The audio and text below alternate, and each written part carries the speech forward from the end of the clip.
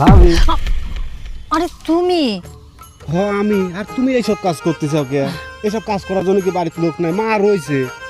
আর তোমার এই নরম হাতে যদি তুমি এসব কুচি ধরো, তোমার হাত শক্ত হয়ে যাবে না ভাবি। তুমি যে কি বলো না, হাত শক্ত হলে আর কি করব, সংসারের কাজ তো আমাকেই করতে হয়, কারণ আমি তো এই বাড়ির বউ। আর তাছাড়া মার কথা বললো না, মা নিজেই না এই কাজগুলো আমাকে করার কথা বলছে। আর মা তো চাচির ওখানে গেল। আর তাছাড়া মা বয়স্ক মানুষ, আমাকে কোনো কাজের কথা বললে আমি কি মুখের উপর না বলতে পারি? আমার মাটাও না কেমন জানি হয়েছে, তোমাকে একদম দেখতেই পারে না। এই তোমার মতো করে যদি এই সংসারে সবাই ভাবতো না, তাহলে তো আমার কষ্টই থাকতো না। যাই হোক, বলি কি, এইখানে দাঁড়ায় থাকে লাভ নেই, তুমি যাও। আর এই হুটহাট করে না যখন তখন এরকম পিছনে আসে ভাবি বলবো না, আমি তো ভয় পেয়ে গেছিলাম।